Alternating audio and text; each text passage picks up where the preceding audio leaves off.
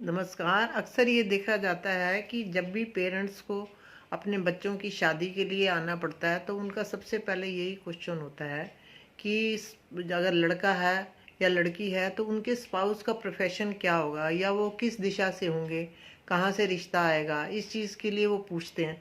तो हम जैसे जानते हैं कि अगर हमने जातक का प्रोफेशन देखना होता है तो 10th हाउस देखते हैं D1 में, और 10th हाउस में 10th लॉर्ड को देखते हैं, लगन लॉर्ड को देखते हैं, उन दोनों का आपस में क्या रिलेशन है। या 10th हाउस जो 10th हाउस का लॉर्ड कहाँ गया है, कौन सी दिशा में गया है। D9 में भी हम यही देखते हैं कि 10th हाउस का लॉर्ड कहाँ है, उस पर किस किस की एस्पेक्ट है, तो उस हिसाब से हम प्रोफेशन बता सकते हैं। इसी प्रकार से अगर हम स्पाउस का प्रोफेशन बताना चाहते हैं तो हमें 7th लॉर्ड देखना पड़ेगा, क्योंकि 7th हाउस जो है वो स्पाउस का भाव होता है। अब 7th लॉर्ड को देखना है कि वो कहाँ गया।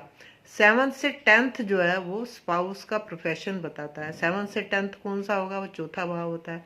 4th लॉर्ड को देखेंगे, उस पर किसकी एस्पेक्ट है।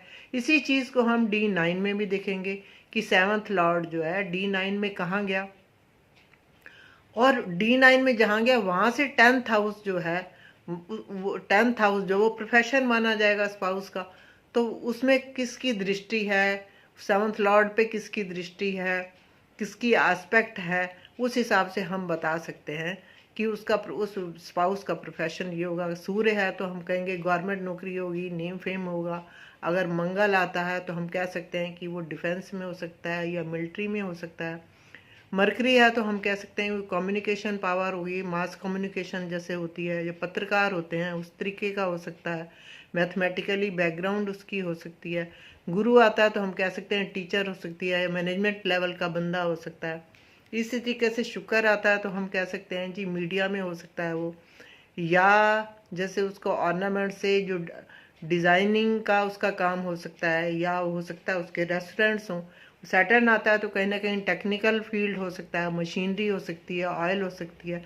इस प्रकार से हम बता सकते हैं कि उस व्यक्ति का स्पाउस का प्रोफेशन क्या होगा, और वो ग्रह जहाँ बैठे होंगे, जौन सी दिशा में बैठे होंगे, तो उस हिसाब से हम कह देंगे कि आपका रिश्ता उधर से आएगा।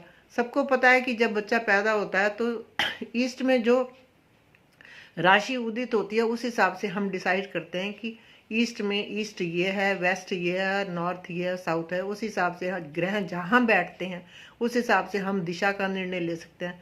तो आज के लिए इतना ही। जल्दी ही मैं कोई और वीडियो लेके आऊँगी। नमस्कार, तब तक के लिए मुझे आज्ञा दें।